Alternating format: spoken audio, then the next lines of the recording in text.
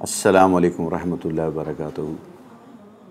मेरा नाम शहज़ाद ज़मान ख़ान है और मैं आपको बताऊंगा कि मेरी ज़िंदगी में ये चेंज कैसे आया और एक दुनिया की ज़िंदगी से निकलकर ये दीन की मेहनत में लगना। ये एक जो लोग कहते हैं कि इस दौर में कि मौज़े नहीं होते, ये एक मौज़ा ही है एक किस्म का, कि जो मेरे जानने वाले मिलते हैं, मुझे देखते हैं और वो सारे बड़े खुश भी होते हैं, हैरान भी, परेशान भी कि ये एकदम कैसे चेंज आ गया, कि मतलब इतना बड़ा चेंज कैसे। क्योंकि जब मेरी लाइफस्टाइल था, जो मेरी ज़िंदगी थी, वो एक दुनिया की ज़िंदगी होती है और एक होती है कि कुछ सिमत नहीं थी ज़िंदगी में कि क्या करना है क्या नहीं करना। पैदा हुआ, सोने के चमचे मुंह में थे, कुछ पता नहीं था, कोई टेंशन नहीं थी, कोई परेशानियां नहीं थी। पढ़ाई की, कॉलेज में आए, लेकिन जिस तरह एक बिगड़े रईसज़ादे होते हैं वो ज़िंदगी थी। अच्छी गाड़ियां, अच्छी जो एक नौजवान को ज़रूरत थी, वो तमाम ज़रूरतें अल्हम्दुलिल्लाह मौजूद थी। फिर इस्लामाबाद में नाम था, लोग जानते थे, इज़्ज़त करते थे। फिर यहाँ पे कुछ ऐसे गैदरिंग में ऐसे इंसिडेंट हुए, कुछ वजूहात की वजह पे जेल जाना पड़ा। जेल गया, जेल से वापस आया, फिर और ज़्यादा बदमाशियाँ शुरू हो गई, लड़ाई झगड़े, लोग डरते थे और हमें मज़ा आता था लोगों को डरा के, कि हम कहीं जाते थे तो लोग हमें देख के खड़े हो जाते थे, या अगर हम किसी दुकान से कोई चीज़ देते थे तो पैसे हमसे नहीं लेते थे, डरते थे हमसे कि ये मारेंगे, हमें तंग करेंगे। वो उसी में ज़िंदगी गुजर रही थी। मैं शिकार शौकीन था, शिकार खेलता हूँ, अभी भी कभी कभी चला जाता हूँ। शिकार के मैं गया हुआ था तो एक दोस्त की तरफ गया हुआ था जेलूम, शिकार खेल रहे थे हम लोग, तो रात में मेरा झगड़ा हो गया वहाँ।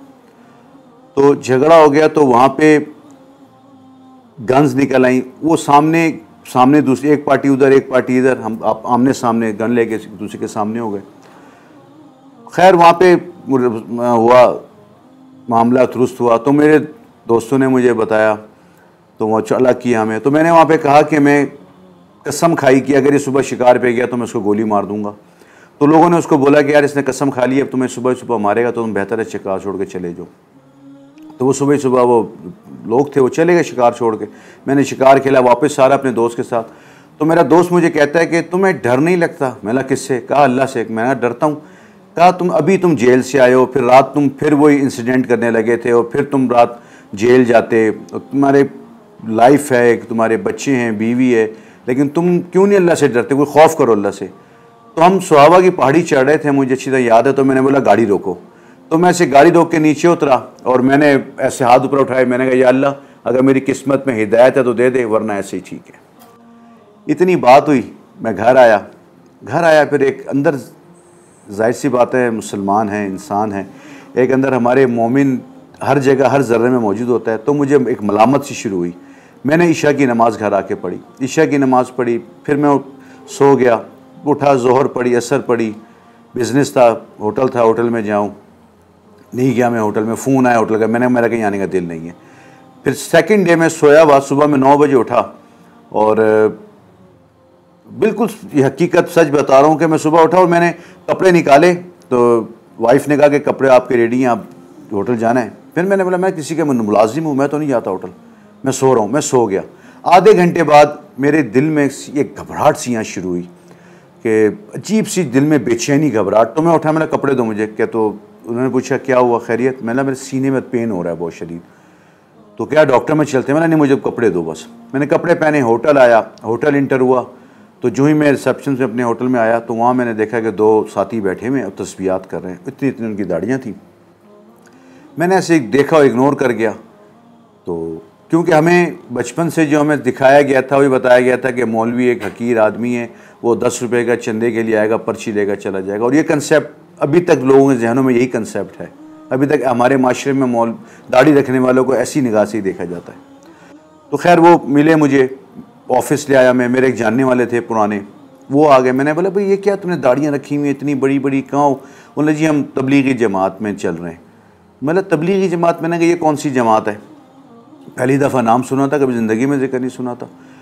तो अब उन्होंने मुझे बोला कि आई जी मस्जिद चलते हैं। मैंने बोला मस्जिद, मैं आपको छुड़वा देता हूँ।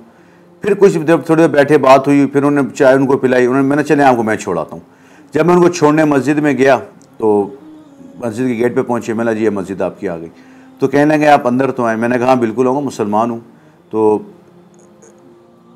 मुझे नहीं याद कि मैंने आखिरी दफ़ा मस्जिद कब गया था। घर में नमाज़ पढ़ता था, कभी कभी जब दिल बहुत ज़्यादा से बताया घबराता था तो नमाज़ पढ़ ली, वो रास्ता कोई नहीं था।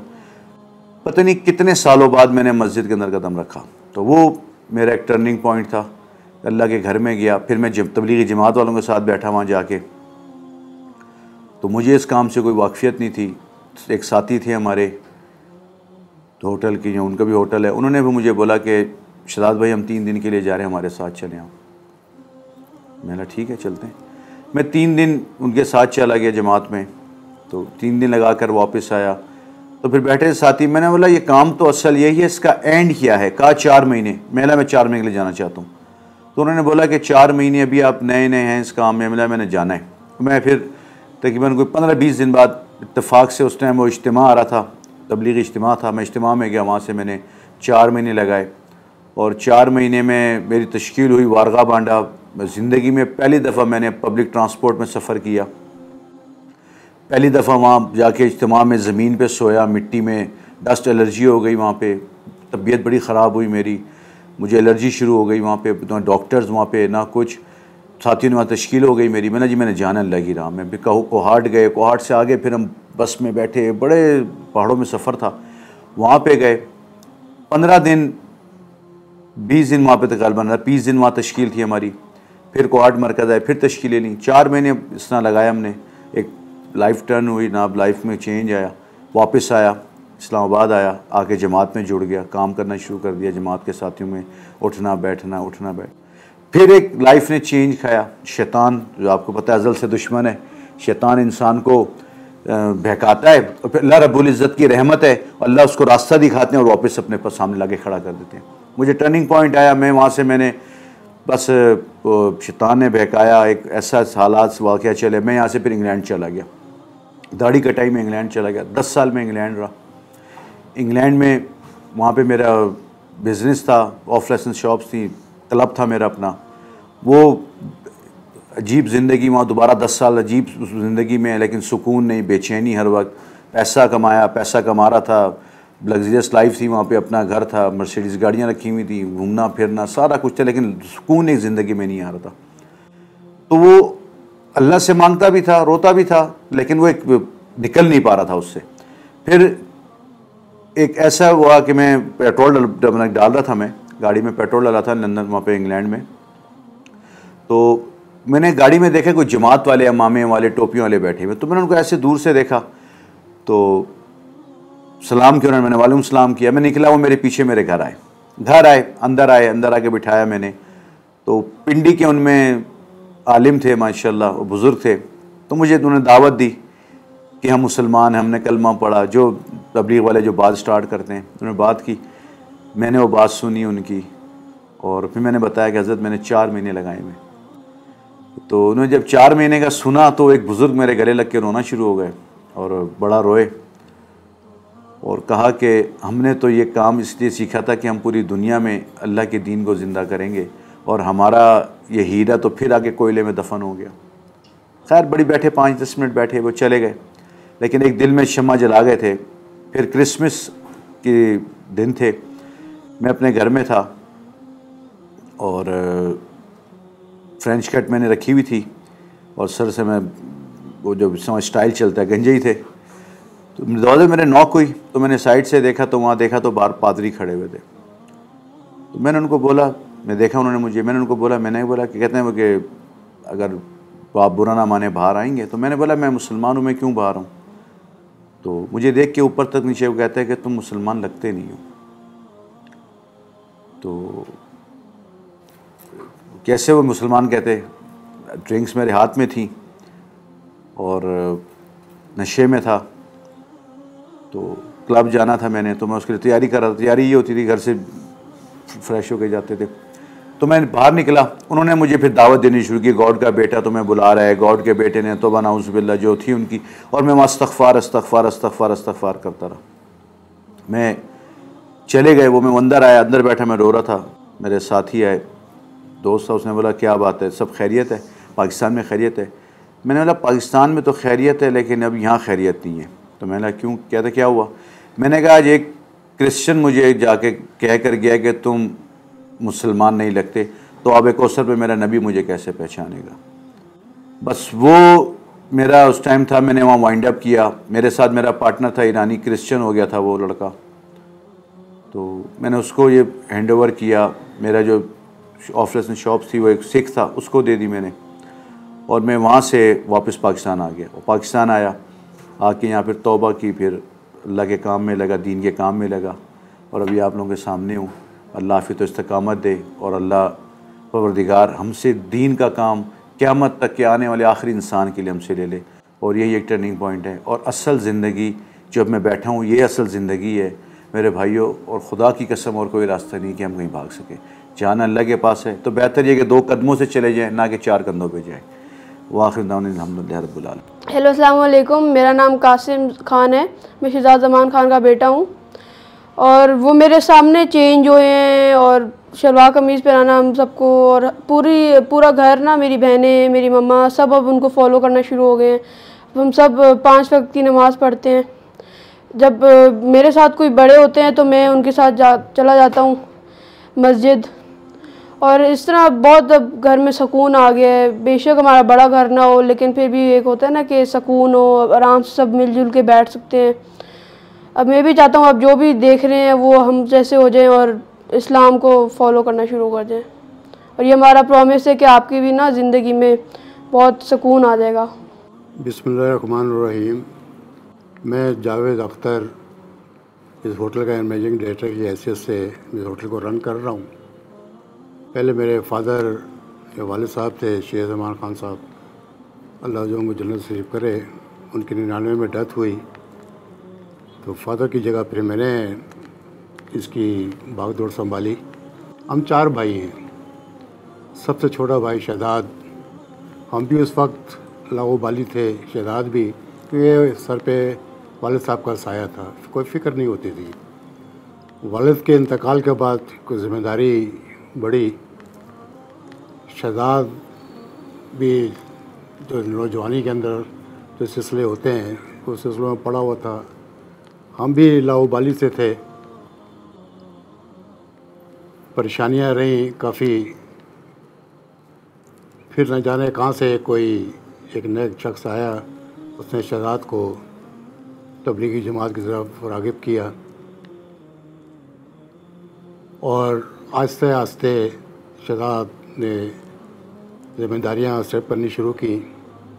उसके असरात ये हुए कि हमने भी आहिस्ता आहिस्ता, क्योंकि बड़ा भाई एक, हर भाइयों का एक वो होता है कि जो बड़ा भाई है उसको फॉलो करते हैं, तो देखते फिर मैंने भी अपने आप को चेंज किया। शहजाद गाए बगाए, क्योंकि मेरा इतना नॉलेज नहीं था, इसका वास्ता तबलीगी जमात और मज़हबी लोगों से वास्ता ज़्यादा रहा। ये भी हमें आके फिर समझाता था। हमने भी अल्हम्दुलिल्लाह इस वक्त मैं 5 वक्त का नमाज़ी हूँ, तहज्जुद गुज़ार हूँ, और सब ये शहजाद साहब की ज़रूरत की वजह से। छोटा भाई है, प्यारा भाई है हमारा ये। और सबसे बेसिक वजह ये है कि शहजाद के इस साइड पे आने से हमारा पूरा स्टाफ, जो मस्जिद में 4 या 5 बंदे नमाज के लिए आते थे, शहजाद के देखा देखी अब वो मस्जिद अल्लाह अल्हम्दुलिल्लाह पुर रहती है, लोग नमाज़ पढ़ते हैं, और ये सब शहजाद की वजह से है। कारोबार में भी बरकत हुई, दिन ब दिन हमने तरक्की की। हालांकि लोगों का कहना ये था शायद वालिद के इंतकाल के बाद ये संभाल ना सकें, अल्हम्दुलिल्लाह अल्लाह की ज़ात की मदद रही। कुछ हम भाइयों का एक साथ रहे, एक दूसरे से प्यार मोहब्बत रही।